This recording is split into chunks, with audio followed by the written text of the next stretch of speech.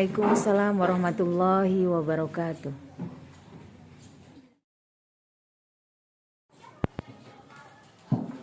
Assalamualaikum warahmatullahi wabarakatuh. Pertama-tama marilah kita panjatkan puja dan puji syukur kehadiran Allah Subhanahu wa taala, di mana berkat rahmatnya kita masih diberikan kesehatan jasmani maupun rohani, sehingga kita dapat berkumpul di ruangan ini dalam acara presentasi CGP angkatan 10. Yang kedua, tidak lupa salawat serta salam kita limpah curahkan kepada junjungan kita Nabi Banawa Nabi Muhammad Sallallahu Alaihi Wasallam yang membawa kita dari alam jahiliyah, alam kebodohan menuju alam yang telah berderang seperti kita rasakan pada saat ini. Di sini saya sebagai pembawa acara akan membacakan susunan acaranya. Tapi sebelumnya yang terhormat Kepala SMA Negeri 1 Sekincau yang diwakili oleh Bu Dwi Heni Purwanti Esos, kemudian Dewan Guru serta staf tata usaha yang saya hormati. Ini acaranya yang pertama yaitu adalah pembukaan, yang kedua menyanyikan lagu Indonesia Raya, yang ketiga sambutan dari Kepala SMA N1 Sekincau yang diwakili oleh Bu Dwi Heni Esos. Yang keempat, presentasi CGP Angkatan 10 oleh Ibu Sri Haliani SPDI MPDI. Yang kelima, doa, dan yang keenam, penutup. Untuk menghemat waktu, marilah kita buka acara ini dengan membacakan lapas basmalah. Yang kedua, menyanyikan lagu Indonesia Raya. Diharapkan untuk para hadirin berdiri.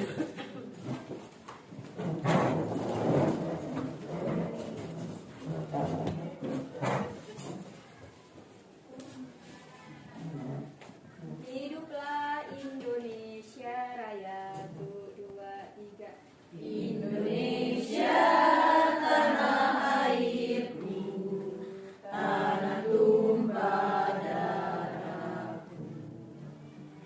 Di sanalah aku berdiri, jadi pandu ibuku. Indonesia kebangsaanku, bangsa dan tanah airku. Marilah kita berseru, Indonesia bersatu. Hiduplah tanahku, hiduplah negeriku, bangsaku, rakyatku semuanya. Bangunlah jiwanya, bangunlah badannya, untuk Indonesia Raya.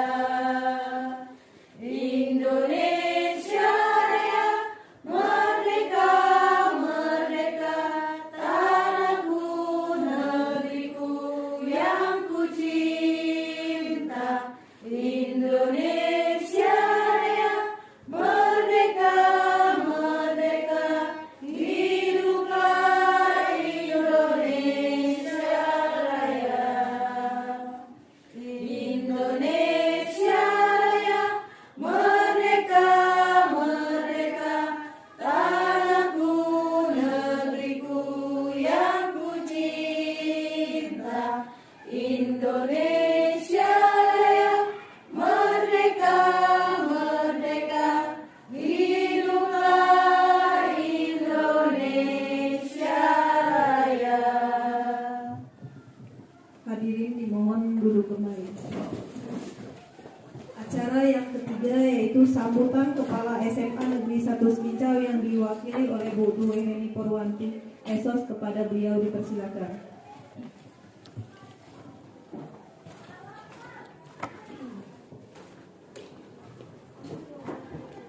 Bismillahirrahmanirrahim.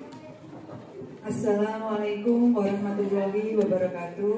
Waalaikumsalam. Yang saya hormati Bapak Kepala SMA N1 Sekincau, yang saya hormati Bapak Ibu Wakil, juga teman-temanku sekalian yang berbahagia.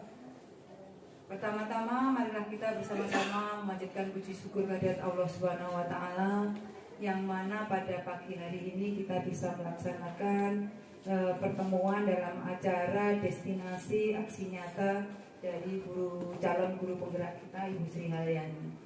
Kedua, sholawat beri salam, marilah kita sama-sama menyanjungkan kepada junjungan kita Nabi Agung Muhammad Sallallahu Alaihi Wasallam, karena beliaulah nanti yang akan memberikan payung syafaat kepada kita semua di yaumul qiyamah. Rekan-rekanku sekalian yang sangat saya sayangi, pada siang hari ini ada permohonan maaf dari Bapak Kepala Sekolah karena seyogianya beliau hanya akan memberikan pengarahan, tetapi pada kesempatan ini beliau ada acara yang tidak bisa ditinggalkan sehingga beliau mewakilkan acara ini kepada saya. Dalam kesempatan ini beliau berpesan kepada kita semua, kita ikuti acara destinasi aksi nyata budaya positif. Yang ini merupakan salah satu tugas dari calon guru penggerak angkatan 10 yang akan dibawakan langsung nanti oleh Ibu Sri Haryani. Bu Sri Haryani adalah calon guru penggerak yang pada hari ini akan mempresentasikan budaya positif. Dan nanti diharapkan budaya positif itu akan menjanjikan penumbuhan karakter yang ada pada sekolah kita. Karena apa? Budaya positif itu akan berkelanjutan dan mereka akan merupakan tolak ukur kita, terutama nanti pada saat kita penilaian proyek. Proyek kita untuk kelas 10 memang menggunakan kurikulum merdeka, yaitu proyek penguatan profil pelajar Pancasila. Dari budaya-budaya positif yang ada di sekolah kita, diharapkan muncullah nanti karakteristik sesuai dengan misi dan visi yang ada di sekolah kita. Jadi akan mendukung bagaimana budaya positif itu akan menjadi kebiasaan yang ada di SMA 1 Sekinjau. Ya. Untuk itu saya harapkan semua untuk bisa mengikuti acara ini dengan baik, sehingganya akan bisa berjalan dengan lancar. Mungkin itu yang bisa saya sampaikan, kurang lebihnya saya mohon maaf. Saya akhiri. Assalamualaikum warahmatullahi wabarakatuh. Waalaikumsalam warahmatullahi wabarakatuh.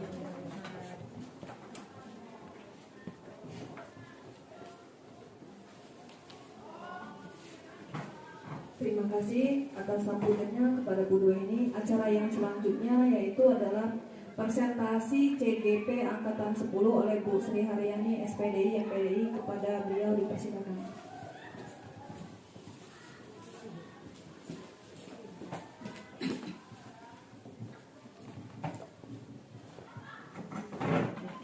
Terima kasih atas waktunya dan terima kasih banyak untuk Ibu Dwi ini karena sudah berkesempatan untuk menyampaikan sedikit kata pengantar mewakili Bapak Kepala Sekolah karena beliau berhalangan hadir, ada kegiatan di luar. Sebelumnya, Assalamualaikum warahmatullahi wabarakatuh. Waalaikumsalam warahmatullahi wabarakatuh. Alhamdulillahirabbil alamin. Wa bihi nasta'inu ala umri dunya waddin wa ala alihi wa sahbihi ajma'in, amma ba'du. Puji syukur kehadirat Allah Subhanahu wa taala. Alhamdulillah hari ini jadwalnya saya sebagai CGP angkatan 10 di tahun 2004 ini sudah masuk modul 1.4. Salawat beserta salam tidak lupa kita haturkan kepada junjungan kita Habibana wa Nabiyana Muhammad sallallahu alaihi wasallam. Semoga kita semua mendapatkan syafaatnya di yaumul qiyamah. Amin. Allahumma amin. Sebelumnya maaf teman-teman, mungkin karena ini mengambil waktu teman-teman dan kita juga sekarang sedang ujian.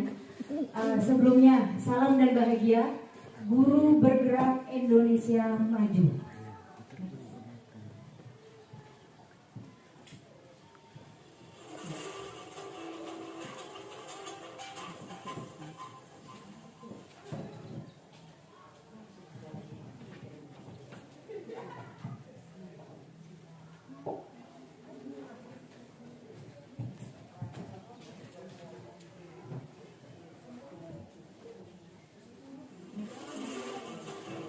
Next, oke, ya ini Perkenalkan, ini aksi nyata diseminasi budaya positif yang tadi sudah disampaikan oleh Ibu Dwi Heni sebagai wakil kurikulum SMA Negeri 1 Skincau. Diseminasi budaya positif kemarin sebenarnya CGP di SMA 1 Skincau ada dua, yang pertama Pak Irwan dan kedua saya. Kemarin Pak Irwan sudah menyampaikan panjang lebar berkaitan diseminasi budaya positif, saya lanjutannya. Di sini fasilitator Pak Agus Ramadan, SPDGR, beliau dari Kota Bumi. Lanjut Ibu Eva Mulyati, SPDGR, pengajar praktik PP-nya, dan saya sendiri Sri Halyani, SPDI MM ya Bu, bukan MPDI, calon guru penggerak. Nah di sini next, ya susunan acaranya tadi pembukaan nyanyikan lagu Indonesia Raya, selanjutnya sambutan kepala sekolah, lalu presentasi CGP, lanjut doa dan penutup. Next, ya pause dulu. Di sini minta tolong semuanya konsentrasi ke depan. Sebelum kita memulai, kita ice breaking dulu. Senam otak musik Pinguin. Kita ikut di depan.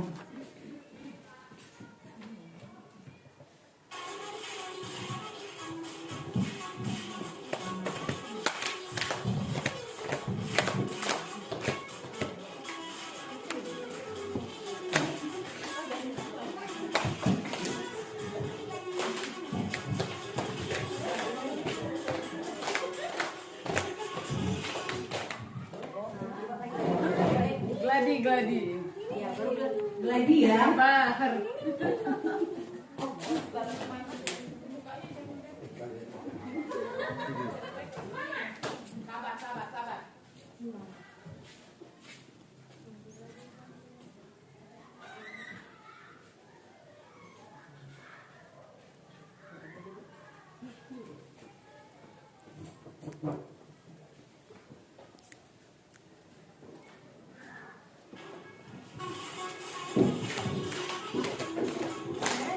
Dengerin Ibu. Oke.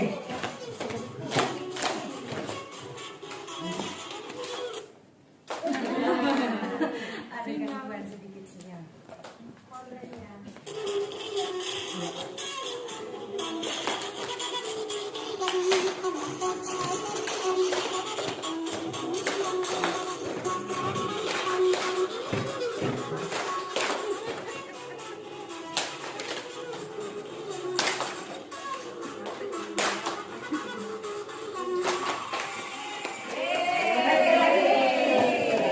Diulang sekali lagi ya. Tadi baru percobaan, yuk kita coba.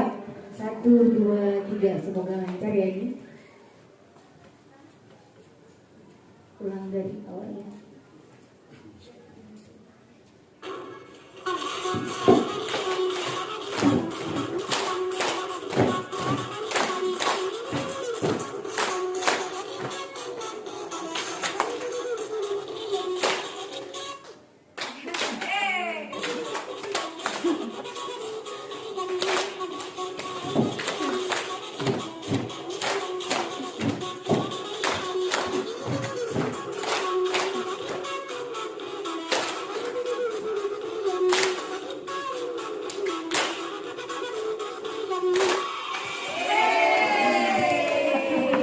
Iya, terima kasih. Next. Ya, di sini ya menyampaikan terima kasih Bapak Ibu. Di sini disiplin positif ya hanya sedikit mempertegas saja yang sudah disampaikan CGP sebelumnya tentang teori kontrol atau teori pilihan dari Dr. William Glasser. Jadi di sini ada beberapa. Ada yang pertama, kotak yang pertama itu Anda tidak mengontrol orang lain, hanya Anda yang bisa mengontrol diri Anda. Jadi selama ini kita berpikir bahwa kontrol itu kita bisa mengontrol murid, padahal tidak. Kita tidak pernah bisa mengontrol murid. Jadi murid mengontrol dirinya sendiri. Yang kita lakukan adalah menuntun agar dia bisa mengontrol dirinya, bukan kita yang mengontrol murid. Nah, ada beberapa anggapan bahwa kita guru bisa mengontrol murid. Ternyata berdasarkan disiplin positif menurut teori kontrol dari Dr. William Glasser bahwa kita tidak bisa mengontrol orang lain. Yang bisa mengontrol diri sendiri adalah diri sendiri. Jadi tidak ada siapapun yang bisa mengontrol kita. Kedua, semua perilaku memiliki tujuan. Apapun yang dilakukan, sebenarnya semua perilaku walaupun positif dan negatif yang kita lihat dengan kasat mata pasti ada tujuan. Tujuannya apa, itu yang harus kita ketahui sebelum kita mengambilkan sebuah tindakan. Selanjutnya model berpikir menang-menang atau win-win, kolaborasi dan konsensus menciptakan pilihan-pilihan baru. Di sini yang nanti ada beberapa, jadi di sini hasil dari semua perilaku setelah kita tahu identifikasi di awal dan ternyata memang tidak bisa mengontrol kecuali individunya tersendiri, baru nanti kita memilih model apa yang akan kita lakukan untuk menangani masalah atau kasus tersebut. Lanjut adalah realitas, kebutuhan kita berbeda. Kita semua berusaha memahami pandangan orang lain tentang dunia. Setiap orang memiliki gambaran yang berbeda. Yang di awal Anda tidak bisa mengontrol orang lain, maknanya bahwa belajar kontrol diri dengan menggali potensi kita agar tercapai tujuan mulia, yaitu sesuatu menjadi seseorang yang kita inginkan berdasarkan nilai-nilai yang kita hargai. Sama seperti kita guru, itu tadi yang saya ulangi, bahwa guru tugasnya menuntun, bukan membentuk. Sebenarnya kalau membentuk sudah tercipta, apalagi kita guru SMA ya Bapak Ibu, mereka sudah berumur yang sudah melewati sampai fase sekolah menengah pertama, sudah masuk sekolah menengah atas, beberapa fase yang sudah dilewati. Kita hanya menuntun yang sudah ada, menuntun karakter dari siswa tersebut, bukan kita membentuknya, hanya menuntun atau mengarahkan kembali ke individu. Lanjut yang kedua, semua perilaku memiliki tujuan. Di sini ada motivasi ekstrinsik dan ada motivasi intrinsik. Yang teori motivasi yang ekstrinsik yaitu yang pertama dilakukan untuk menghindari hukuman, dua untuk mendapatkan imbalan. Misal ada anak yang mau mengerjakan tugas atau PR, itu pertama kali alasannya karena tidak mau dihukum. Kalau tidak mengerjakan tugas, misal tidak nanti nilainya dikurangi, atau tidak nanti disetrap maju ke depan, atau tidak boleh masuk kelas ibu. Nah, jadi ada yang pertama faktor ekstrinsik atau luar, motivasi dari luar, yaitu menghindari hukuman. Jadi anak-anak mengerjakan tugas karena ada hukuman dari luar. Kedua, untuk mendapatkan imbalan. Misalnya imbalan bagi yang sudah mengerjakan tugas maka akan dapat nilai plus, ditambah nilai 100 atau karena sudah mengumpulkan tepat waktu dan lain sebagainya. Itu reward dari guru. Jadi ada dua alasan faktor luar anak mengerjakan tugas, salah satu contohnya. Kedua, masih dengan contoh yang sama, dari motivasi dari dalam, yaitu intrinsik. Yang pertama untuk menghargai diri sendiri. Jadi karena motivasi dia mengerjakan itu memang niat belajar dan benar-benar mau tahu dan ingin mempelajari itu lebih dalam dan mengerjakan tugas karena keinginan diri sendiri, karena dia menghargai bahwa saya sekolah ya untuk belajar. Lalu nilai-nilai kebajikan universal. Yang dimaksud di kebajikan universal ini nilai kebajikan yang tidak memandang suku, agama, dianya dari postur tubuh, tinggi badan dan lain sebagainya, warna kulit dan lain sebagainya, tidak ada. Universal ini nilai-nilai kebajikan universal, contohnya nilai kebajikan universal itu contoh, karena dari dirinya dia ingin menjadi lebih dari temannya, atau mungkin dia pengen menguasai itu, misalnya komputer nih, pelajaran TIK. Kenapa dia belajar dengan sangat semangat dari dalam? Universalnya adalah sekarang kemajuan teknologi luar biasa. Jadi itu dari luarnya, dari dalamnya, maka saya harus membangun diri saya untuk belajar lebih giat, lebih rajin lagi agar saya bisa menguasai itu karena untuk diri saya sendiri. Jadi dasarnya, motivasinya dari dalam diri sendiri. Jadi tapi dasarnya itu nilai kebajikan universal yang tidak mengkhususkan karena kesukuan, bukan karena kami di Lampung jadi mau tidak mau harus belajar untuk kopi saja gitu, bukan. Jadi dasarnya adalah universal yang sekarang global yang ada di dunia. Lanjut keyakinan kelas.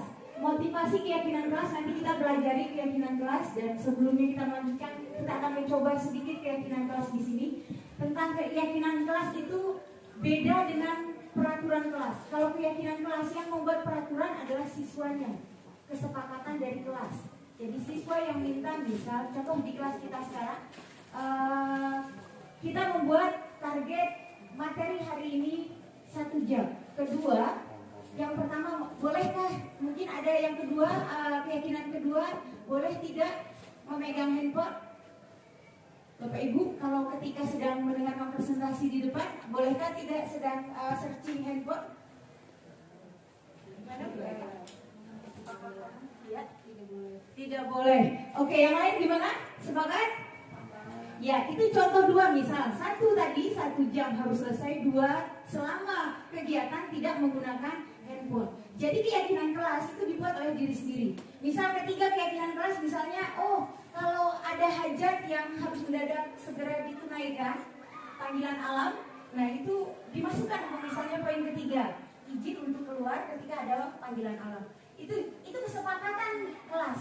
Jadi sebuah keyakinan kelas. Jadi otomatis peserta atau anggota atau anak yang ada di kelas tersebut menyepakati dan melaksanakan itu karena mereka yang membuat sendiri, bukan guru yang membuat. Selama ini kita buat peraturan kelas itu guru yang membuat. Tapi jadi keyakinan kelas dirubah. Itu tadi kembalinya kontrol diri, bahwa kontrolnya adalah siswanya sendiri. Jadi membuat sebuah keyakinan kelas atau kesepakatan kelas itu murid yang membuat bahwa itu penting untuk kelasnya. Otomatis mereka bertanggung jawab atas keyakinan kelas tersebut. Selanjutnya, ini model berpikir menang-menang. Ya, ada 5 posisi kontrol. Yang pertama, ini kemarin sudah seru banget dibahas sama Pak Irwan. Tentang yang pertama penghukum, kedua pembuat rasa bersalah, lalu 3 sebagai teman, yang keempat sebagai pemantau, 5 sebagai manajer. Jadi yang ini sudah nanti kita bahas di belakang, tapi penghukum, nanti ada kata-kata penghukum. Penghukum itu mendadak bisa nggak kerjakan tugas. Kita langsung main hukum saja, emang kamu malas, itu penghukum. Langsung kata-katanya saja sudah hukuman, langsung ngejudge. Kalau pembuat rasa bersalah, itu ya sama yang disampaikan pembuat rasa bersalah, kita mengutuk bahwa, nah, kamu nggak belajar, nggak kasihan orang tuamu. Nah misalnya, kamu orang tuamu udah bayar sekolah, tapi kamu nggak kerjakan PR, kasihan. Akhirnya dia merasa bersalah. Tapi keduanya ini, dari 1 ke 2, ada tekanan dari siswa, dia merasa melakukan itu dengan terpaksa. Memang ada perubahan, tapi dilakukan dengan terpaksa dan tidak konsisten. Selanjutnya, teman. Sebagai teman ini bagus, benar. Kita contoh sebagai teman, ayolah nak, kerjain PR-nya. Misal, kita gitu. Kita memupuknya seperti kita berbicara dengan teman, tapi ada kekurangannya. Kekurangannya adalah dia akan menghormati hanya 1-2 individu guru yang akan dia hargai sebagai teman. Ketika ada guru yang menganggap dia sebagai teman, memperlakukan sebagai teman, maka dia menjadikan dia sebagai orang yang dia hormati. Kebijakan-kebijakan atau peraturan yang guru tersebut buat. Tapi kadang-kala dia juga kurang etika atau kurang sopan dengan gurunya ketika menganggapnya sebagai teman. Selanjutnya pemantau. Ini pemantau ini biasanya kepala sekolah ya, manajer. Jadi manajer sekolah. Pemantau itu langsung memberitahu peraturan yang ada, bahwa contoh kita di kelas sebagai guru, sebagai pemantau, misalnya, nah kan tahu peraturan yang sudah kita buat dari keyakinan kelas, bahwa kamu jika tidak mengerjakan tugas, maka ada konsekuensi, kamu harus mengerjakan 2 tugas sekaligus, bla bla bla bla, misal. Itu disampaikan langsung keluar. Jadi pemantau ini hampir mirip dengan manajer, tapi masih di kelas di bawah manajer. Dia langsung tegas tanpa ada mau mendengarkan dari yang disampaikan oleh peserta, kendala dia apa. Kalau manajer ini yang terbaik, harapannya untuk kita semua agar kita nantinya bisa menjadi guru yang menjadi manajer di kelasnya masing-masing. Jadi manajer itu adalah ketika contoh dia tidak mengerjakan tugas PR-nya tadi, tugas rumahnya, maka yang kita tanyakan pertama kali itu adalah menstabilkan identitas. Nih, segitiga restitusi, menstabilkan identitas. Maksudnya ditanya dulu, kenapa kamu nggak mengerjakan tugas? Alasannya apa? Itu menstabilkan identitas. Jadi pertanyaannya dicari dulu masalahnya sampai dia tidak mengerjakan tugas. Pasti dia punya alasan. Apakah dia mungkin, habis itu nayu, mungkin jadi nemenin orang tuanya nayu, jadi dia nggak mengerjakan tugas, atau mungkin karena dia sakit, atau karena ada alasan yang lain, banyak hal. Nah itu yang perlu didengarkan dulu sebagai manajer. Dua, memvalidasi kebutuhan. Memvalidasi kebutuhan, kita langsung bertanya kepada siswa, kira-kira yang kamu butuhkan, yang kamu perlukan untuk menyelesaikan tugasmu, tugas rumahmu itu apa? Gitu. Jadi kita kembalikan ke siswa, karena tadi intinya adalah kontrol diri itu pada diri siswa, bukan orang lain. Jadi guru hanya menuntun. Jadi kembalikan ke siswanya, oh iya, menurutmu Nak, kamu bisa mengerjakan tugas itu caranya gimana kalau menurutmu bisa menyelesaikan tugas itu? Nah ini jadi memvalidasi kebutuhan. Karena yang tahu kebutuhan seseorang atau per individu hanya diri sendiri. Selanjutnya menanyakan keyakinan. Menanyakan keyakinan baru kita bertanya, dari yang sudah kamu sampaikan dan kira-kira kamu maunya mengerjakan tugas seperti itu, menurutmu solusi terbaik versimu, versi murid kita tadi itu apa Nak? Gitu. Jadi dia yang punya masalah, dia yang mengidentifikasi masalah, dia juga yang mencari solusi masalah. Itu maksudnya sebagai kontrol itu bukan di kita tapi di diri individu sendiri, per muridnya sendiri, bukan dari gurunya. Guru selama ini berpikir bahwa boleh kerjakan tugas, kena hukuman. Bagi penghukum ini bahwa dia akan berubah itu tidak akan pernah terjadi karena bukan ada perubahan itu bukan dari dalam dirinya sendiri. Jadi yang dimaksud dengan segitiga restitusi adalah bagaimana kita menuntun siswa, membangun siswa untuk menimbulkan kesadaran bahwa dia sekolah itu penting dan mengerjakan tugas itu penting untuk dirinya sendiri. Gitu. Jadi itu maksudnya. Sebenarnya intinya yang saya ambil adalah segitiga restitusi ini adalah memanusiakan manusia. Selama ini kita kurang memanusiakan manusia. Padahal tujuan sekolah adalah bukan mencerdaskan manusia, bukan memintarkan manusia, tapi memanusiakan manusia. Selanjutnya ini realitas. Ya, kita berusaha memahami pandangan orang lain tentang dunia. Setiap orang memiliki gambaran yang berbeda. Ini tadi makanya tentang menstabilkan identitas, termasuk validasi kebutuhan. Setiap orang berbeda-beda. Ada yang maunya kerjakan tugas malam, ada yang saya kerjakan tugasnya Bu, kalau ini boleh nggak? Misalnya nanti saya kerjakan nanti jam istirahat atau nanti ada ini saya pakai untuk mengerjakan, boleh nggak kumpulkan hari ini? Setiap anak punya cara yang berbeda. Penguasaan kasih sayang dan rasa diterima, kesenangan dan kebebasan, ini yang dibilang 5 kebutuhan dasar manusia. Intinya manusia itu ingin dihargai, ingin disayangi, dihormati. Ketika dia dihormati maka dia pun akan menghormati orang lain. Jadi kalau siswa pun kita hormati, insya Allah dia juga akan menghormati kita. Jadi gitu. Intinya 5 kebutuhan dasar manusia. Next, Bu. Ya. Ini tadi tentang nilai-nilai kebajikan universal, bahwa setiap perilaku perbuatan memiliki suatu tujuan. Yang kedua, ini tadi ada nilai kebajikan yang dicapai dan kita kenal dengan profil pelajar Pancasila, beriman, bertakwa, iman kepada Tuhan Yang Maha Esa dan berakhlak mulia, mandiri, bernalar kritis, berkebenekaan global, bergotong royong, kreatif. Ini ada di P5 ya. Lanjut next. Ya. Ini teori motivasi perilaku manusia. Jadi yang pertama tadi sudah saya jelaskan bahwa ada motivasi eksternal dan ada motivasi internal ya. Eksternal yang kedua, motivasi internal tujuan disiplin positif yang ketiga. Yang pertama untuk menghindari kenyamanan atau hukuman, apa yang terjadi apabila saya tidak melakukannya. Itu contohnya, contoh pertanyaannya. Kedua, untuk mendapatkan imbalan dari orang lain atau institusi, apa yang akan saya dapatkan apabila saya melakukannya.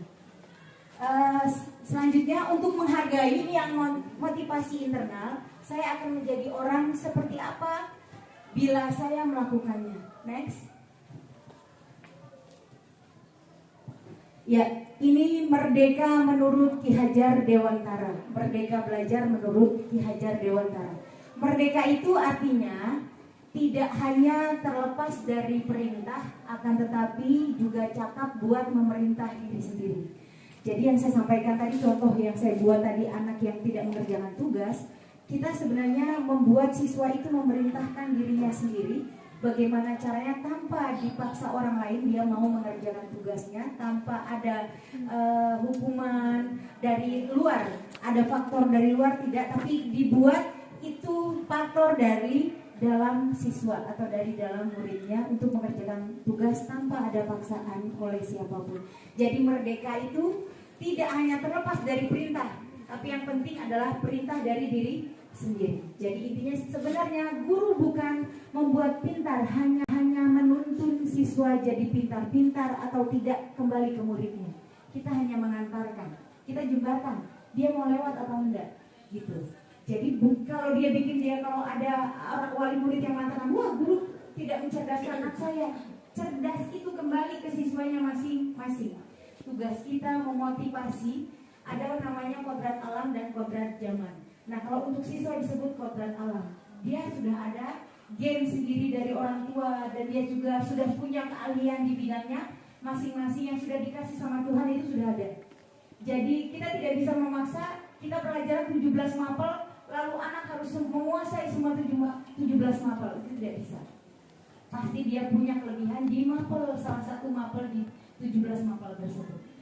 Nah jadi intinya, tapi anak-anak bisa menguasai dan nilainya bagus semua di 17 mapel. Caranya bagaimana? Ada nilai yang lain, nilai ekstrinsik, nilai dari luar, yaitu nilai etika, akhlak, dan nilai mengerjakan tugas, bukan cuma nilai kognitif saja.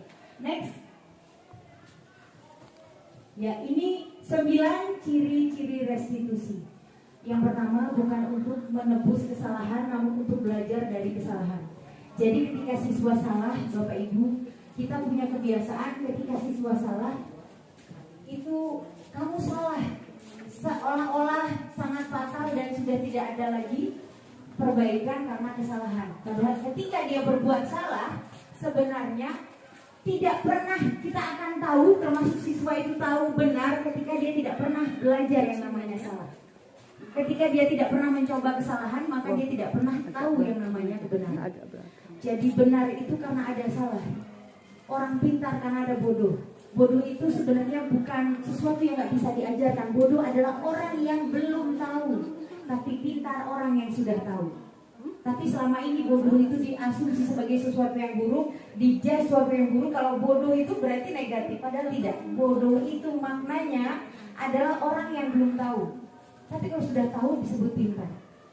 Gitu. Jadi perbedaannya itu. Jadi anak-anak kadang suka tidak terima. Padahal ini tadi, akan bodoh maksudnya akan tidak tahu.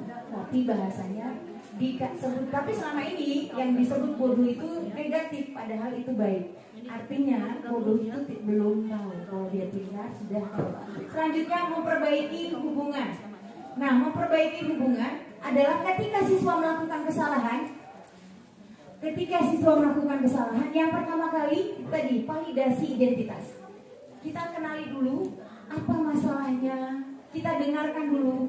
Ada pepatah yang mengatakan Allah ini menciptakan, Tuhan itu menciptakan kita 2 telinga, tapi mulut cuma 1. Tapi kita kebanyakan pakai mulut dibandingkan pakai telinga. Padahal itu sudah dengan jelas Allah suruh perintah kita, Tuhan itu memerintahkan kita banyak pakai telinga. Sering dengerin orang, jangan banyak mulut begitu. Ini enggak, ketika ada siswa yang salah, kita udah ngoceh duluan. Karena kita terbawa emosi. Oh ini anak harus sempurna begini, nggak bisa. Kita dengerin dulu anak itu bercerita. Nanti dia berbohong, jangan diponis dulu, dengarkan dulu. Ya, itu jadi caranya dengarkan dulu dia bercerita masalahnya apa. Setiap orang kita dikontrol diri itu hanya pada diri sendiri, bukan orang lain. Kedua, tawaran, bukan paksaan. Tawaran tadi yang saya sampaikan, tawaran misalnya, oh ya nak, menurutmu masalahmu ini kira-kira gimana kalau menurutmu? Ini menurut pendapatmu nak. Nanti ibu punya pendapat sendiri. Kalau pendapatmu bagaimana? Jadi anak itu diajarkan untuk dewasa menyelesaikan permasalahannya masing-masing.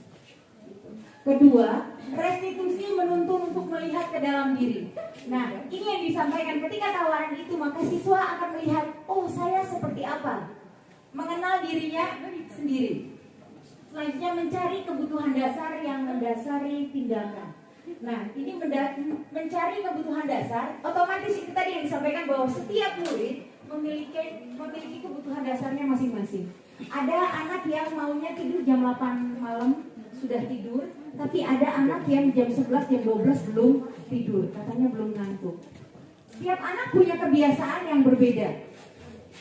Yang jam 8 berarti mengerjakan tugasnya kapan? Nah, kita memberi solusi. Di situ setelah kita tahu dia punya masalah, oh jam 8 pokoknya saya udah tidur Bu, oh, berarti pulang sekolah nak langsung kerjakan. Gimana kalau menurutmu? Kalau menurutmu, atau sebenarnya tidak boleh memberi solusi. Solusi harus dari siswa. Pertama kita tawarkan dulu. Kalau menurutmu, yang paling enak kamu mengerjakan tugasnya kapan? Bu, kalau pulang jam 4 sudah sore capek Bu, gak ada waktu. Terus kapan? Kalau menurutmu yang paling enak kamu ngerjain itu, kayaknya habis maghrib. Habis maghrib udah makan malam, saya baru bisa mengerjakan. Itu solusi yang terbaik. Kita kasih pujian bahwa dia sudah menemukan permasalahan dia dan dia tahu solusi untuk dia pribadi. Jangan kita memberi solusi bahwa kamu harusnya kalau jam 8 udah tidur itu jam segini nak, jadi kamu aturnya begini. Nah itu gak boleh. Kita tidak boleh memberi solusi karena siswa mengontrol dirinya sendiri. Jadi solusi dikembalikan kepada dia karena hanya siswa tersebut per individu tersebut yang tahu titik permasalahan masing-masing dan kebutuhan dia masing-masing. Kedua, restitusi diri adalah cara yang paling baik. Yang disampaikan di atas bahwa yang pertama adalah mengenal dirinya sendiri. Selanjutnya restitusi fokus pada karakter bukan tindakan. Itu tadi, jadi karakter yang dipupuk adalah siswa ternyata punya kebutuhan begini. Ada yang jam 8 udah tidur, ada yang jam 11 baru tidur, dan ternyata ada yang punya kebiasaan A, punya kebiasaan B. Itu disesuaikan dengan kebutuhannya dan minta anak itu berpikir mencari titik permasalahannya. Insya Allah nanti dia pun akan menemukan solusi terbaik versi dia sendiri. Lanjut, yaitu fokus pada solusi. Yang 9 adalah mengembalikan murid yang berbuat salah pada kelompoknya. Jadi kalau sudah selesai, masalah sudah kelar, sudah kita bicarakan berdua dengan empat mata dengan guru mapelnya, maka selesai itu tidak usah lagi yang kita bahas tadi kita pelurkan di kelompok. Cukup hanya guru dan murid individu tadi saja. Jadi itu cukup selesai sampai di sana, itu jadi rahasia. Next.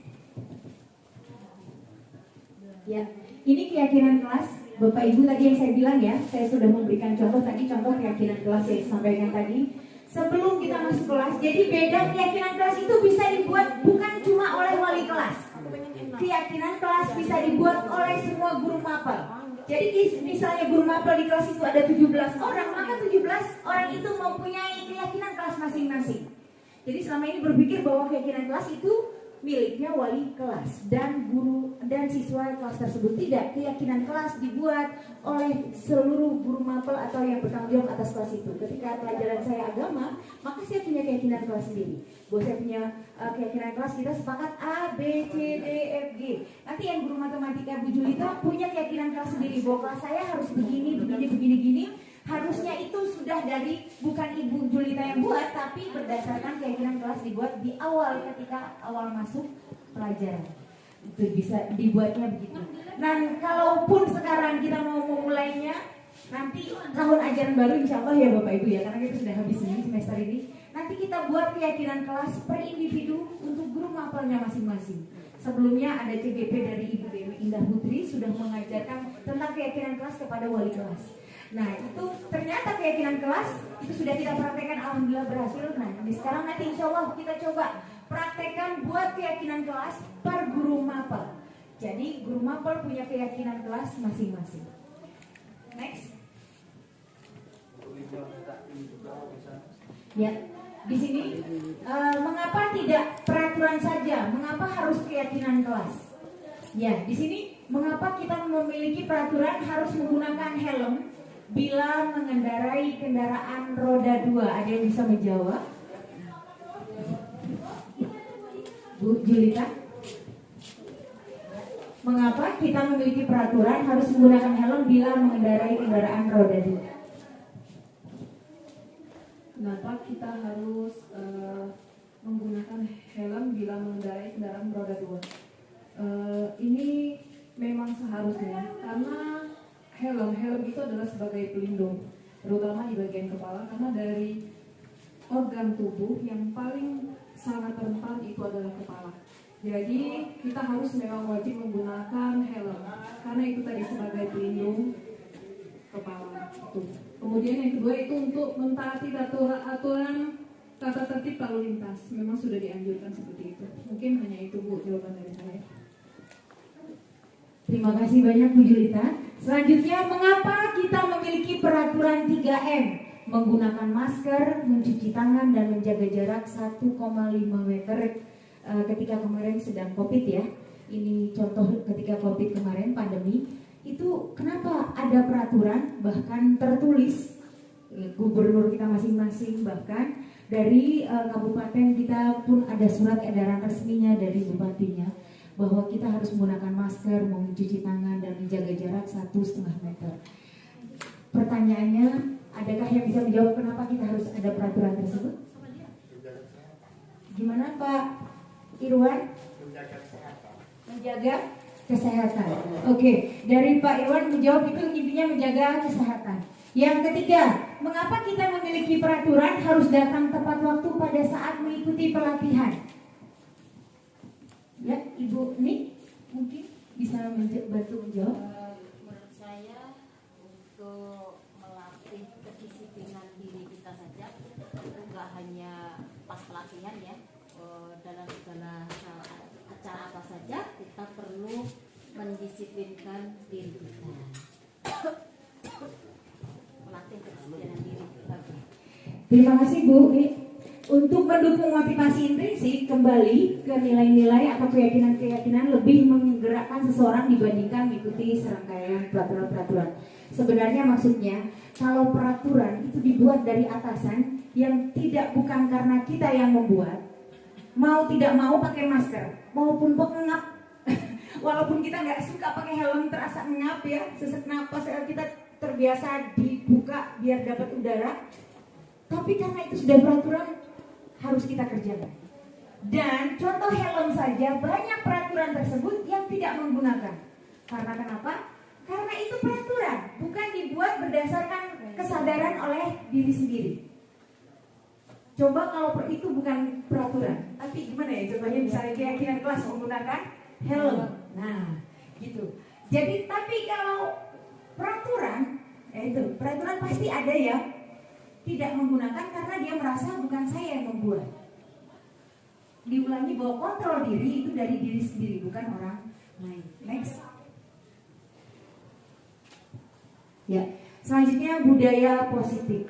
Budaya positif di sini ada sebuah lingkaran. Pertama itu peraturan kelas. Jadi sebenarnya keyakinan kelas ini intinya nanti di peraturan kelas sebenarnya. Jadi budaya positif menciptakan lingkungan positif, mengkerucut dia keyakinan kelas. Inti pokoknya adalah peraturan kelas yang kita inginkan, yang bisa ditaati bersama. Jadi keyakinan kelas itu ending terakhirnya adalah peraturan kelas. Ya, next. Ya ini ada bedanya peraturan dengan keyakinan kelas. Kalau peraturan, yang pertama selalu kembalikan buku ke tempatnya. Itu kalau peraturan. Kalau keyakinan kelas, tanggung jawab mengembalikan buku ke tempatnya. Yang dilarang mengganggu orang lain, itu bahasa peraturan.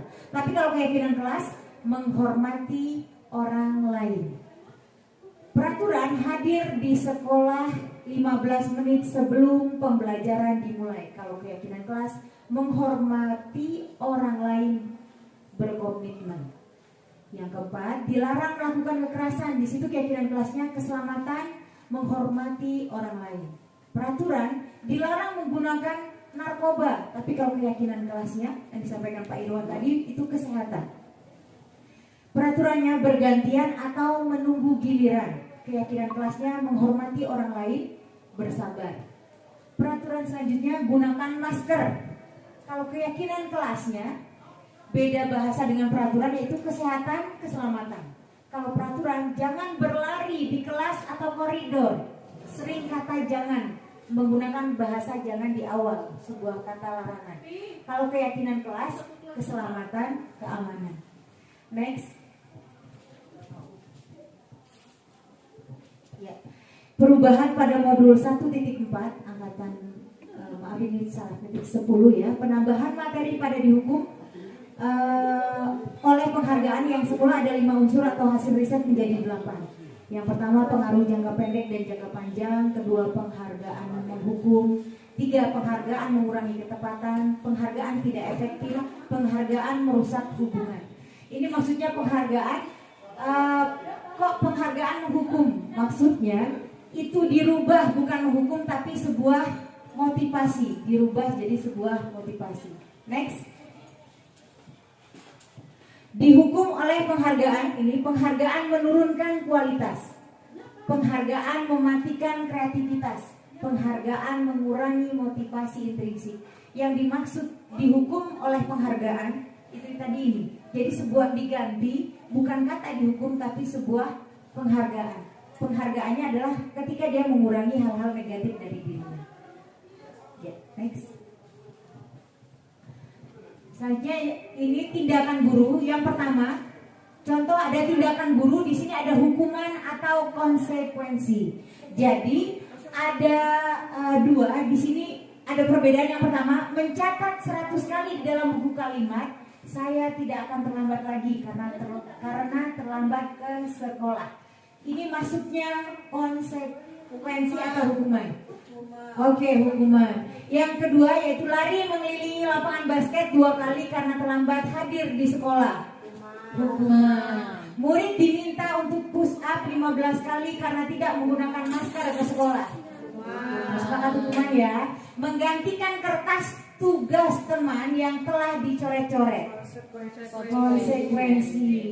Jadi bukan kalau itu ketika dia menggantikan, jadi tidak sebuah hukuman yang berbeda. Jadi yang disebut konsekuensi adalah sinkron dengan apa yang dilakukan kesalahannya. Kesalahan dia mencoret-coret kertas temannya, maka ganti kertas temannya yang sudah dicoret-coret. Bukan disuruh lari 8 kali atau 10 kali lapangan, nggak ada sinkronnya dengan kesalahan dia. Itu. Jadi konsekuensi sesuai dengan kesalahannya. Selanjutnya membersihkan tumpahan air di meja tulis karena tersenggol pada saat belajar.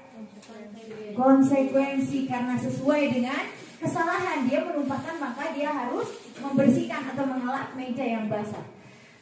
Murid disuruh untuk tidak mengenakan sepatu seharian di sekolah karena tidak mengenakan sepatu hitam. Hukuman apa urusannya dengan cuma karena warna sepatu? Benar, bukan cuma benar dia salah fatal karena melanggar peraturan. Tapi apa hubungannya dengan dia nyeker seharian tidak pakai sepatu? Itu sangat kasihan. Jadi yang ada dilakukan bagaimana cara konsekuensinya? Dipanggil anaknya, divalidasi identitasnya, lalu direstitusi. Oh dia masalahnya apa dan dia akan mencari solusi dan masalahnya sendiri, termasuk mengidentifikasi masalahnya sendiri, lalu dia mencari solusinya sendiri. Dan guru hanya tinggal menuntun, mengarahkan bahwa itu yang terbaik, kerjakan, motivasi bahwa besok kamu bisa lakukan itu. Selanjutnya yang terakhir, lari mengelilingi lapangan. Yang tadi saya sampaikan, lari mengelilingi lapangan basket 2 kali karena terlambat 10 menit untuk pelajaran PJOK. Konsekuensi karena kenapa Bu Indah? Sesuai dengan yang dia lakukan, dan itu kan kegiatan belajarnya PJOK, jadi lari ya sesuai memang seperti itu. Oh iya. Jadi walaupun lari kesannya menghukum, tapi karena pelajaran PJOK dia sesuai ya Bu. Jadi sesuai karena memang ya wajar. Kalau contoh pelajaran saya agama, ketika ada siswa yang terlambat pelajaran saya, maka saya suruh membaca surah pendek 3 surah, itu masih sinkron dengan pelajaran agama. Tapi kalau saya suruh lari 10 kali, lah saya bukan PJOK, nggak ada kaitannya gitu. Nah itu maksudnya. Jadi walaupun lari mengelilingi lapangan basket 2 kali karena terlambat 10 menit untuk pelajaran PJOK yang dijelaskan Bu Dewi Indah tadi, benar bahwa itu konsekuensi karena dia masih sama, dia memang jenis kesalahannya yang sama dan konsekuensinya pun yang sama, tidak jauh ya. Jadi gak ada urusannya dia tidak hafal Quran atau tidak hafal surah pendek, tapi disuruh membersihkan toilet. Itu gak ada sinkronnya gitu. Terima kasih. Next. Perbedaan hukuman dan konsekuensi. Nah ini kalau konsekuensi hukuman, sesuatu yang menyakitkan harus terjadi. Itu kalau hukuman. Kalau konsekuensi itu sesuatu harus terjadi. Hukuman membuat anak sakit fisik maupun hati untuk jangka waktu lama. Sedangkan konsekuensinya membuat anak merasa tidak nyaman dalam jangka waktu pendek. Lanjut di sini, anak membenci kedisiplinan. Karena hukuman, maka anak itu menjadi membenci kedisiplinan tersebut. Bukan dia tertarik, malah dia membenci peraturan kedisiplinan tersebut. Tapi kalau konsekuensi, maka anak akan menghargai kedisiplinan yang ada tersebut, karena itu konsekuensi. Selanjutnya, hukuman itu sebuah paksaan yang memaksa. Tapi kalau konsekuensi, stimulus atau tanggapan, kembali bahwa kontrol itu kembali kepada siswanya. Jadi walaupun tidak ada guru mapelnya, itu tetap bisa dilaksanakan oleh murid, tetap dilaksanakan dengan murid, walaupun tidak dimonitoring. Lanjut, yaitu mendorong anak menyakiti diri sendiri. Hukuman biasanya membuat anak itu kesal, yang awalnya mungkin tadi dianya tidak sengaja atas kesalahan tersebut, besok mungkin malah disengaja sama dia. Karena udah sekalian aja gitu, karena dia merasa itu terdorong, saya tidak merasa melakukan yang salah versi saya, tapi versi ibu kok salah gitu. Besok saya buat aja sekalian lah, kalau ibu itu memang senang saya salah gitu. Jadi dia cenderung mendorong anak untuk menyakiti dirinya sendiri. Sedangkan konsekuensi mendorong anak agar mudah menyesuaikan diri. Jadi karena itu dia sebuah konsekuensi, sama contoh tadi seperti berlari, tapi itu pelajaran PJOK. Oh iya, memang salahnya olahraga, ya suruh lari itu wajar atau pemanasan gitu. Lanjut, konsep diri yang buruk kalau untuk hukuman. Kalau konsekuensi, konsep diri yang baik. Hukuman, anak belajar untuk menyembunyikan kesalahan. Kalau sebuah hukuman, anak itu cenderung untuk ketika salah dia diam, gak mau memberitahu bahwa saya salah. Kalau kebetulan dia salah dan tidak ada yang melihat, semisalnya mematahkan pena temannya, karena pena temannya jatuh terus terinjak sama dia patah, dia akan pura-pura tidak melakukan kesalahan tersebut. Itu hukuman, karena dia takut dihukum. Tapi jika konsekuensi, anak belajar untuk mematuhi peraturan. Bahwa ketika pena itu patah karena saya injak, maka dia akan bilang, maaf penanya saya tidak sengaja saya injak. Karena ada timbul dari dirinya sendiri. Lanjut, itu marah, rasa bersalah, dipermalukan, merasa tak dihargai. Itu hasil dari hukuman. Hukuman itu akan menciptakan kemarahan dari anak. Ada rasa bersalah dari anak, akhirnya dia tertekan. Lalu dia merasa dipermalukan, maka dia akan menjadi-jadi, bukannya dia berusaha untuk memperbaiki. Lalu ada perasaan merasa tak dihargai. Jadi negatif semua. Di situ yang disampaikan bahwa kita kurang memanusiakan manusia, yaitu murid kita sendiri. Tapi kalau konsekuensi itu kehilangan hak, dibuat tidak nyaman, diasingkan untuk sementara. Dia merasa kehilangan haknya. Karena mungkin harusnya dia tidak melap meja yang sudah dia tumpahkan karena basah kotor tadi, tapi dia kehilangan haknya untuk membiarkan saja atau semaunya, lalu dibuat tidak nyaman karena mau tidak mau dia mengelap di depan temannya, pasti temannya ada yang bersorak dan lain sebagainya. Diasingkan untuk sementara. Nanti temannya sementara mungkin agak sedikit ya bercanda, tapi sementara, sakitnya gak lama, selesai. Tapi kalau yang hukuman itu akan berkepanjangan, bahkan bukannya dia menjadi disiplin positif, yang ada malah disiplin negatif yang akan dia terapkan. Terima kasih. Next. Identitas gagal, di sini ada identitas sukses. Identitas gagal itu yang hukuman. Yang identitas sukses itu disiplin yang konsekuensi dan restitusi. Restitusi ini jika dia sudah melakukan terjadi kesalahan dan sudah ditangani oleh guru mapel atau wali kelas atau guru BK-nya. Nah, ini restitusi. Kalau hukuman, contoh yang pertama itu sesuatu yang menyakitkan harus terjadi. Kalau konsekuensi, sesuatu harus terjadi. Kalau restitusi merupakan pilihan. Itu yang paling tinggi, restitusi. Jadi anak memilih apakah itu sesuatu yang harus terjadi atau sesuatu yang harus terjadi tapi sangat menyakitkan. Tapi jika itu sebuah hukuman, maka itu akan terjadi tapi dia sangat menyakitkan buat siswanya. Kedua, tidak nyaman untuk murid atau anak untuk jangka waktu yang panjang. Kalau konsekuensi, tidak nyaman untuk murid tapi jangkanya pendek. Kalau restitusi, menguatkan untuk murid atau anak dalam jangka waktu panjang. Jadi kalau restitusi itu hasilnya lebih lama, dia hasilnya lebih panjang karena tercipta dari kontrol diri individu per murid tersebut. Selanjutnya, murid atau anak yang hukuman, murid atau anak akan tersakiti. Yang konsekuensi, murid atau anak dibuat tidak nyaman. Kalau konsekuensi dibuat tidak nyaman saja tapi tidak tersakiti. Yang restitusi, murid atau anak mendapatkan penguatan. Perbedaannya sangat jauh. Dia masih tidak nyaman, tapi kalau restitusi dia merasa nyaman. Dia melakukan itu dengan nyaman, walaupun dia melakukan sebuah kesalahan, tapi dia merasa nyaman. Kenapa? Oh, selama ini saya tidak tahu kalau itu sebuah kesalahan. Gitu. Dia menyadari bahwa ternyata itu sebuah kesalahan. Selanjutnya, perilaku pasif agresif meningkat. Untuk yang hukuman, dia makin agresif, bukan makin baik ya, makin agresif, maka malah contoh tidak mengerjakan tugas malah jadi-jadi, besoknya malah gak kerjain semua. Tapi kalau konsekuensi ini penguatan hanya bertahan dalam jangka waktu pendek. Benar dia penguatan dengan keyakinan kelas tadi ya, sebuah konsekuensinya ada dibuat, tapi dia jangkanya pendek, sadarnya sebentar.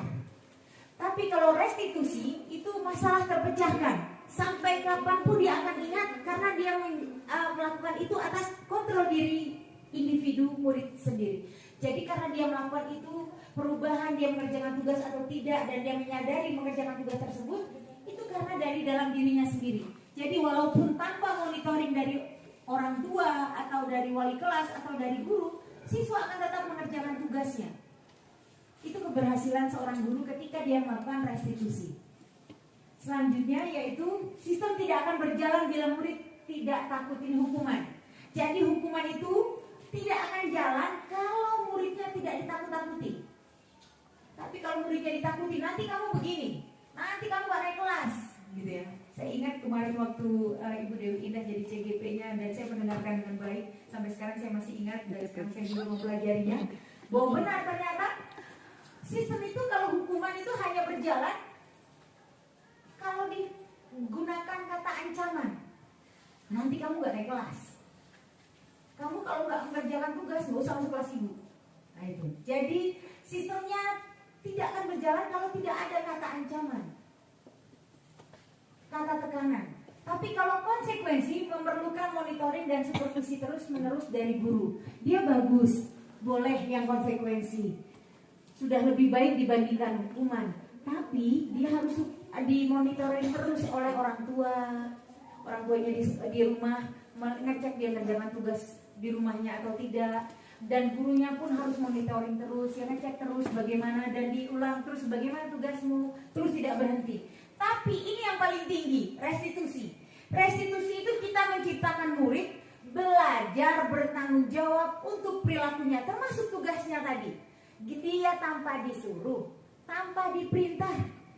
Ada beberapa anak kita yang mungkin sudah luar biasa, tahu Bu, belum kita perintahkan mengerjakan tugas tersebut tapi sudah mengerjakan tugas. Ibu, saya sudah mengerjakan tugas ini duluan tapi belum Ibu jelaskan, boleh tidak? Masya Allah, itu restitusinya kita berhasil. Bahwa kita sudah menciptakan kesadaran atas diri anak itu sendiri. Jadi atas diri murid itu sendiri, dia ada kontrol terhadap dirinya sendiri. Selanjutnya hukuman yang berlaku hanya pada sebuah institusi dan tidak berlanjut pada kehidupan nyata. Jadi ini hanya berlaku ketika di lembaga. Contoh, peraturan sholat duhur misalnya, wajib di SMA 1 Sekincau sholat duhur dulu baru pulang. Tapi dia akan lakukan itu karena itu hanya peraturan dia pakai ketika sholat di sekolah saja. Tapi di rumah, nah nggak ada yang ngejar, nggak ada yang perintah, nggak ada yang marah. Itu hukuman. Tapi kalau konsekuensi, nah ini membantu penerapan mengikuti peraturan dalam masyarakat. Dia sudah lingkungan masyarakat sudah dikerjakan, sudah lebih luas, tidak hanya dalam sebuah lembaga. Tapi kalau restitusi fokus pada pemecahan masalah dalam jangka waktu panjang. Restitusi itu karena kita menciptakan kesadaran atas muridnya untuk kontrol dirinya, maka tanpa perlu diperintah dia akan sholat duhur dimanapun, bukan cuma di lembaga di SMA 1 Sekincau ini saja, tapi di luar juga, di masyarakat, di rumahnya, walaupun tanpa ada orang tua yang mengontrolnya. Itu restitusi. Selanjutnya peraturannya adalah kamu harus, itu kalau hukuman. Kalau hukuman itu kata-katanya selalu penekanan. kamu harus begini, kamu harus rajin, kamu harus belajar, kamu harus A, B, C, D, yaitu kamu harus, ada kata-kata kamu harus kalau untuk hukuman. Tapi kalau konsekuensi, mampukah kamu melakukannya? Gitu. Jadi ada sebuah penawaran kalau konsekuensi. Bisakah kamu melakukannya atau mampukah kamu melakukannya? Itu kita menghormati dia, tapi kita kembalikan lagi kembali kepada dia. Lalu ada kata terima kasih. Kalau restitusi ini yang terbaik. Pertanyaannya, apa yang kamu yakini? Apa yang kamu yakini dengan masalahmu ini? Yang kamu yakini pemecahan masalahnya menurut pendapatmu, yang kamu yakini seperti apa? Itu pertanyaannya. Lalu apa yang bisa kamu lakukan untuk memperbaiki masalah ini? Kita kembalikan lagi ke siswanya, ke muridnya. Hanya dia yang bisa mengontrol masalah dia sendiri. Karena setiap individu punya kontrol terhadap dirinya sendiri. Jadi inti dari diseminasi budaya positif adalah kita membangun, menuntun siswa untuk kontrol pada dirinya sendiri. Nah, yang terakhir, hukuman itu murid atau anak membenci peraturan. Dia akan benci peraturan tersebut, maka dia akan tidak mengerjakannya. Konsekuensi, murid atau anak menghormati peraturan. Dia akan menghormati peraturan. Tapi ini masih jangka pendek, hanya karena ada peraturan maka dia kerjakan. Tapi dia melakukan itu jangka pendek kesadarannya. Tapi kalau restitusi, murid atau anak menghormati dirinya juga orang lain. Kalau dia masih konsekuensi, itu masih hanya menghormati ya, karena itu peraturan harus dihormati lah, lakukan gitu. Itu konsekuensi. Tapi kalau restitusi, dia menghormati dirinya juga orang lain. Next. Ya, ini tadi kebutuhan dasar manusia dan dunia berkualitas. Jadi kebutuhan dasar manusia itu sebenarnya satu, dihargai, rasa kasih sayang, dihormati. Kita semua ingin merasakan itu. Jadi kita bagaimana mau menghormati orang lain ketika kita juga tidak dihormati.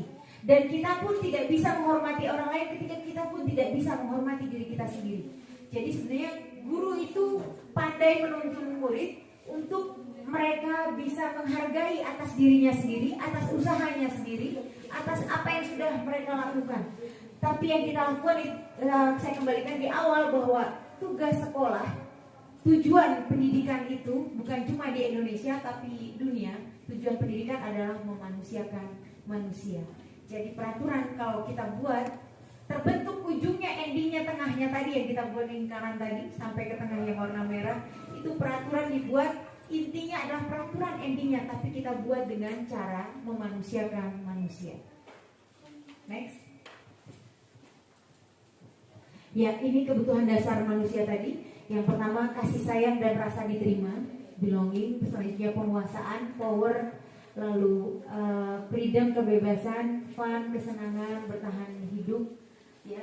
Jadi intinya bertahan hidup ini karena ada kasih sayang dan rasa penerimaan. Kadang anak karena ada anak rasa kasih sayang dan ini karena kita melakukannya itu memupuk bahwa menyadari kesalahan itu hanya dari dia sendiri yang buat, dan dia menyadari mengidentifikasi masalah dia sendiri, itu kita menghormati dia, menghargai dia, dan kita hargai setiap perbedaan atas permasalahan siswa masing-masing. Ada anak yang jago eksak, ada anak jago yang menghafal. Nah, kita hargai setiap perbedaan itu. Bisakah anak yang jago menghafal belajar matematika? Bisa tidak, Bu Julita? Ibu yang guru matematika? Bisa ya, Bu? Bisa, tapi dengan polanya masing-masing. Dengan caranya masing-masing. Karena ini ada beberapa hal, contoh, Bu. Jadi ini salah satu cara kita menghormati, dan anak pun kadang tidak tahu. Ada 4 siswa A, B, C, D. Si A nilainya 100, si B nilainya 50, si C nilainya 70, dan si D nilainya 20. Pertanyaannya, menurut ibu-ibu, bapak-bapak, yang berhasil pelajaran itu dengan mengerjakan 10 soal, siapakah yang berhasil? A 100, B 50, C 70, dan D 20. Siapakah yang berhasil dari keempat itu?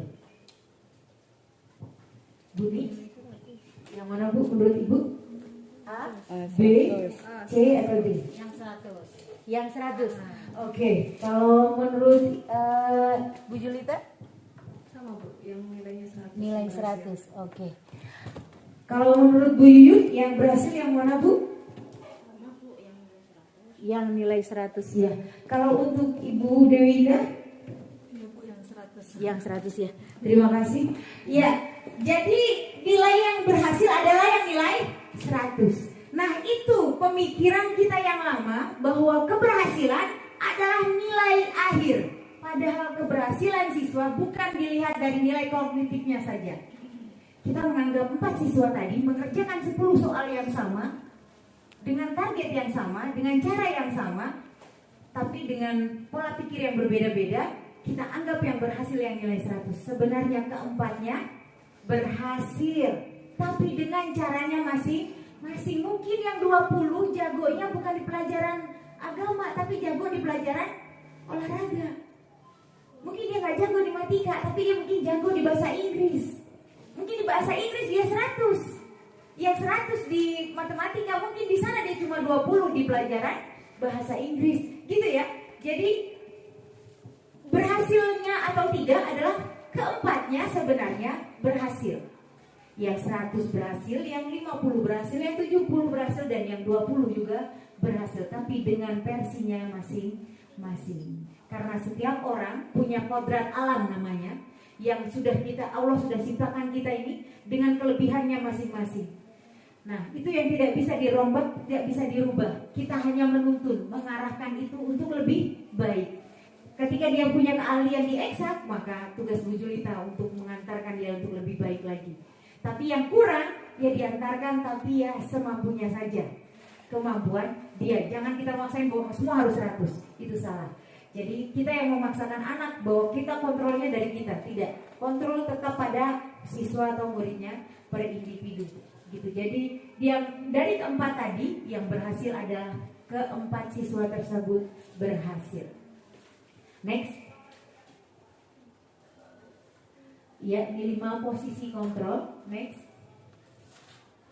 Ini ada 5 posisi kontrol yang tadi ya. Yang pertama penghukum, pembuat orang merasa bersalah, teman, ada pemantau, manajer, ini guru yang berbuat pertama menghukum, menghardik, menunjuk-nunjuk. Biasanya dia pakai cara gitu, menyakiti, menyindir, itu menghukum. Pembuat orang merasa bersalah itu berceramah dan mengatakan seharusnya ibu kecewa, seharusnya kamu begini dan ibu kecewa loh gitu. Kalau teman membuat alasan-alasan untuk muridnya. Kalau pemantau itu menghitung dan mengukur, sedangkan manajer mengajukan pertanyaan-pertanyaan. Kalau di sini kalau guru berkata, kalau penghukum, kalau kamu tidak melakukannya, awas ya, rasakan. Nah itu penghukum.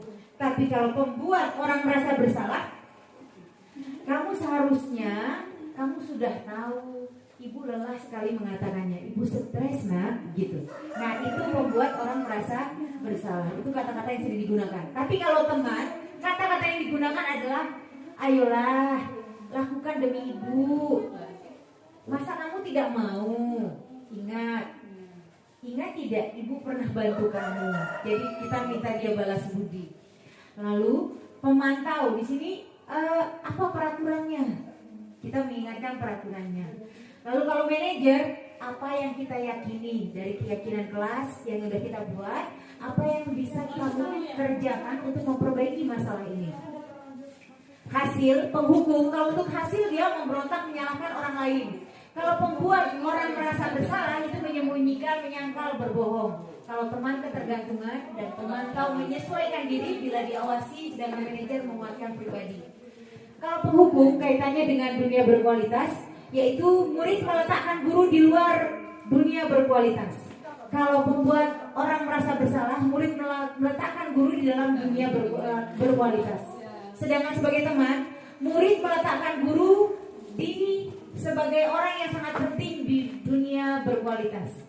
Kalau pemantau, murid meletakkan guru, peraturan dan hukum di dunia berkualitas. Kalau manajer, murid meletakkan dirinya sebagai individu yang positif dalam dunia berkualitas. Sedangkan ketika penghukum, murid akan berkata, biarkan saja, nanti juga marah-marah lagi, kata murid gitu ketika dihukum.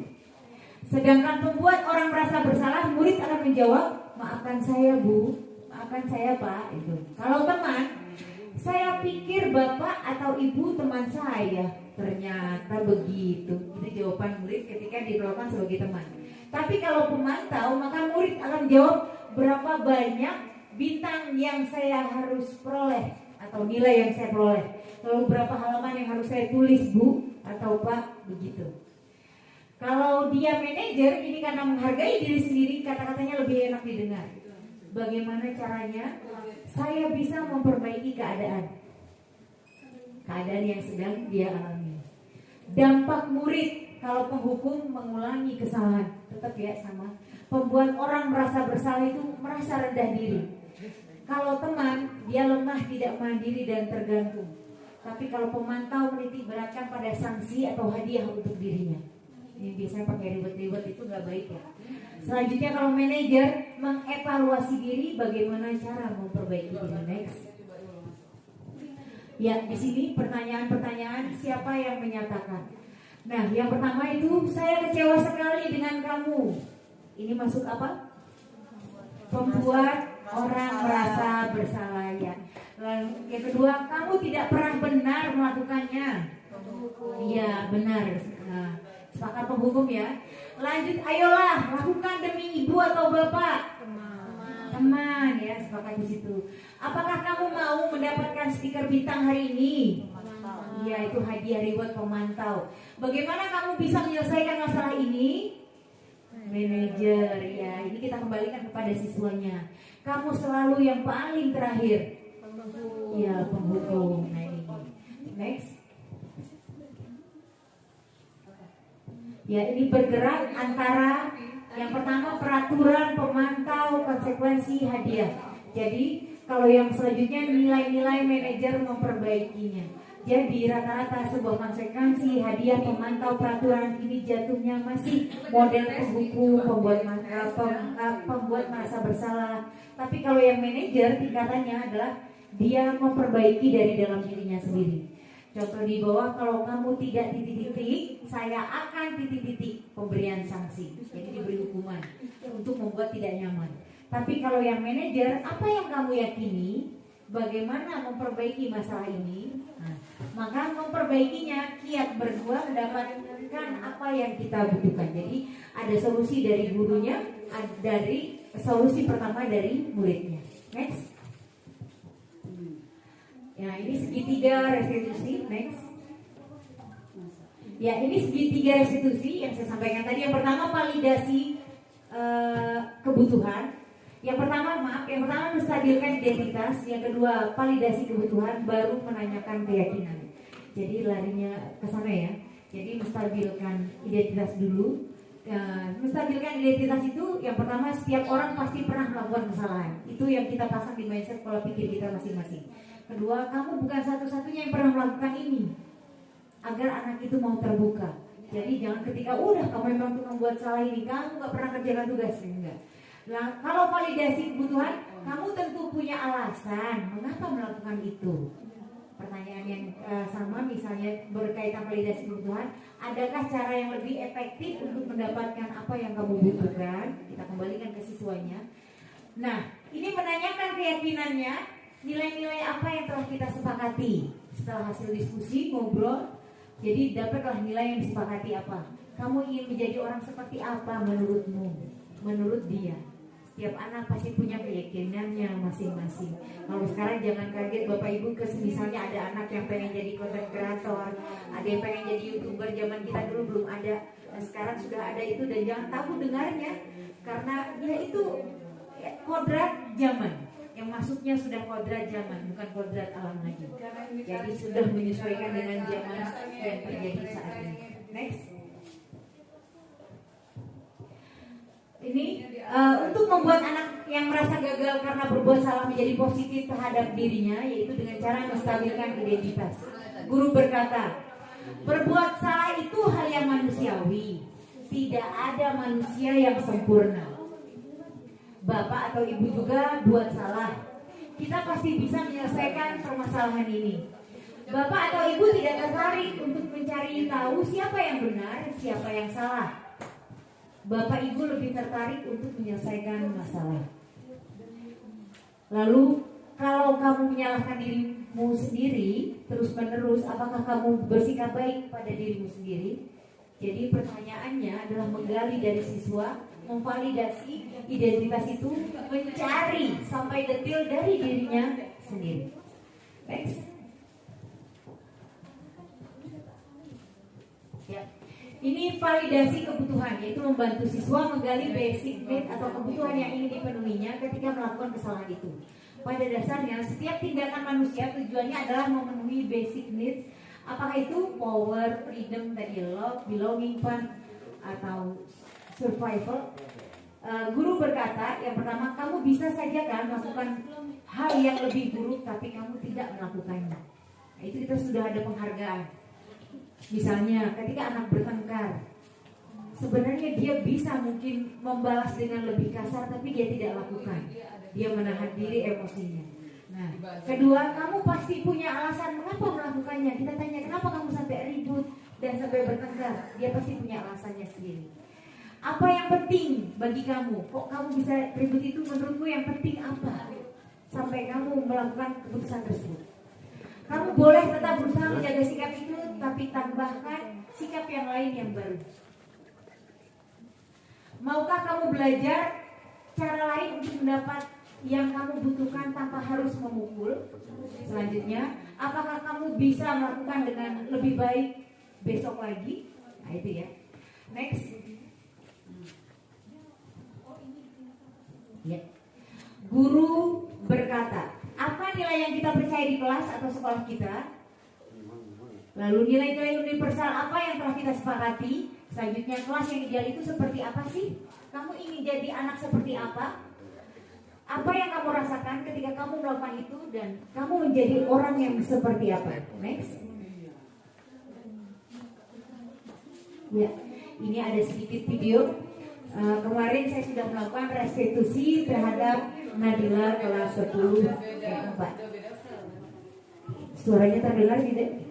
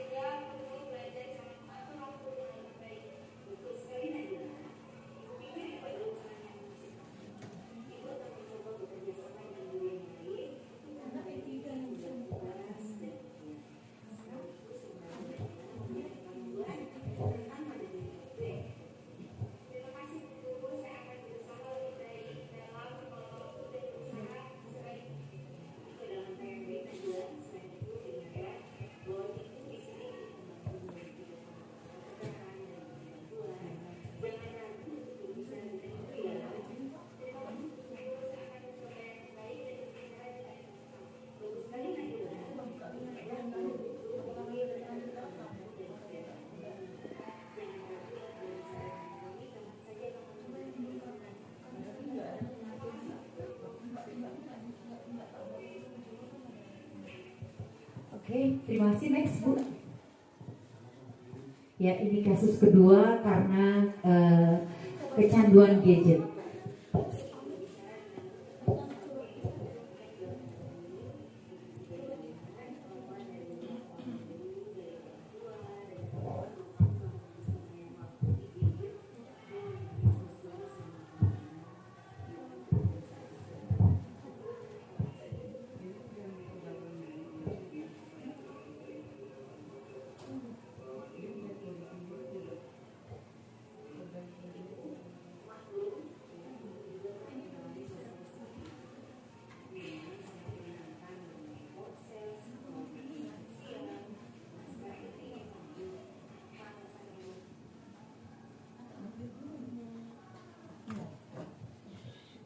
Oke ya, karena ini gangguan sinyal, langsung next Bu. Jadi itu restitusi yang sudah saya lakukan. Pertama kasus tentang anak yang stres karena tuntutan orang tua, juga akademisi, dan dia juga ada tambahan les dan lain sebagainya di luar. Jadi sangat padat kegiatannya, belum kegiatan ekstra dan lain sebagainya. Jadi siswa tersebut stres. Yang kedua karena gadget ya, karena gadget jadi bermain gadget berlebihan hingga anak yang awalnya berprestasi menurun prestasinya karena dia fokus pada gadgetnya, pada media sosial, pada media sosial yang ada padanya. Lanjut, yaitu intervensi 30 detik. Yang pertama, apakah kamu ingin berbuat lebih baik? Yang kedua, apakah saat ini kamu sedang menjadi orang yang sedang kamu inginkan? Yang selanjutnya, apakah kamu bisa mengubah kegiatan dan perilaku kamu saat ini menjadi sikap yang lebih membantu? Selanjutnya, apakah wajar membuat kesalahan? Bisakah kita memperbaikinya? Apa yang kamu lakukan saat ini sesuai? Lalu, kapan kamu siap untuk mulai? Lanjut, peraturannya apa? Lalu, sepertinya kamu punya masalah.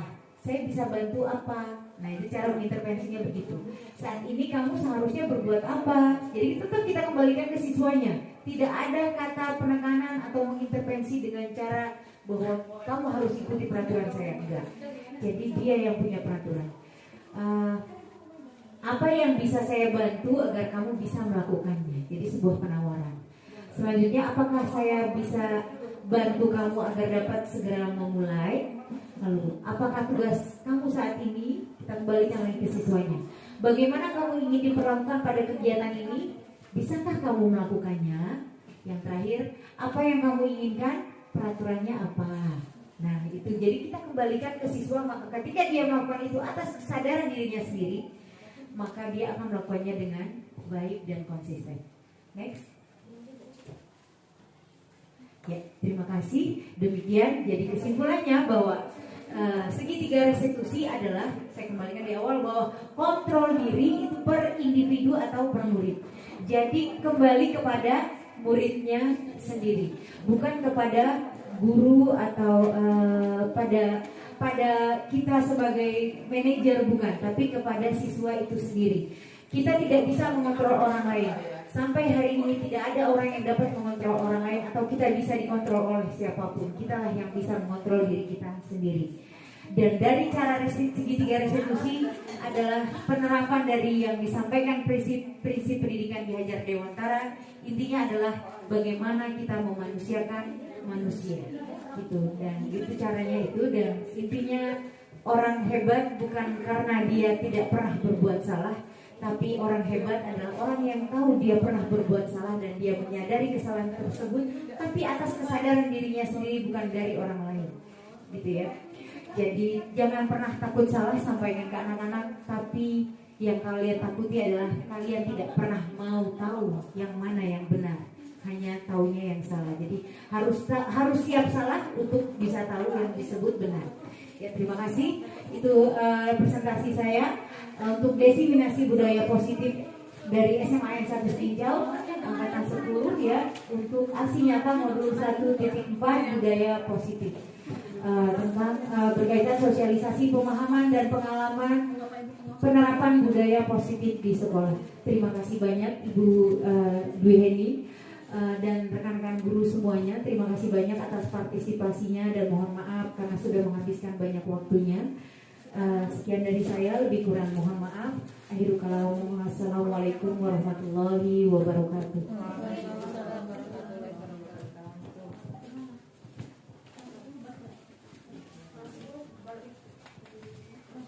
Terima kasih kepada Ibu Sri SPD IMM.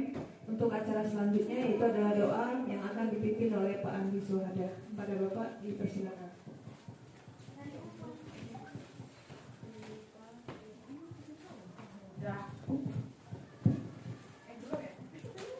Assalamualaikum warahmatullahi wabarakatuh. Waalaikumsalam warahmatullahi wabarakatuh. A'udzubillahi minasyaitonir rajim. Bismillahirrahmanirrahim.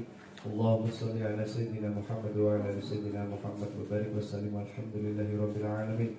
Hamdan syakirin, hamdan na'iman, hamdan yarfini wa huwa yukafi'u mazidah. يا ربنا لك الحمد كما ينبغي لجلال وجهك الكريم وعظيم سلطانك. اللهم صل على محمد وسلم. اللهم صل على محمد وسلم. اللهم صل على محمد وسلم. ربنا ظلمنا أنفسنا وإن لم تغفر لنا وترحمنا لنكونن من الخاسرين. ربنا لا تؤاخذنا إن نسينا وأخطأنا. ربنا ولا تحمل علينا إصرا كما حملته على الذين من قبلنا. ربنا ولا تحملنا ما لا طاقة لنا به واعف عنا واغفر لنا وارحمنا أنت مولانا فانصرنا على القوم الكافرين برحمتك يا أرحم الراحمين. ربنا آتنا في الدنيا حسنة وفي الآخرة حسنة وقنا عذاب النار. سبحان ربك رب العزة عما يصفون وسلام على المرسلين والحمد لله رب العالمين. والله الموفق لك وبالتوفيق. السلام عليكم ورحمة الله وبركاته. Waalaikumsalam warahmatullahi wabarakatuh. Demikianlah acara diseminasi budaya positif SMAN 1 Sekincau pada pagi hari ini. Untuk menutup acaranya, marilah kita melapaskan baca hamdalah. Alhamdulillah. Terima kasih semuanya Bapak Ibu Dewan Guru. Saya selaku sebagai pembawa acara, apabila ada salah saya mohon maaf, dan kepada Allah saya mohon ampun. Saya akhiri, wabillahi taufiq wa hidayah. Wassalamualaikum warahmatullahi wabarakatuh. Waalaikumsalam.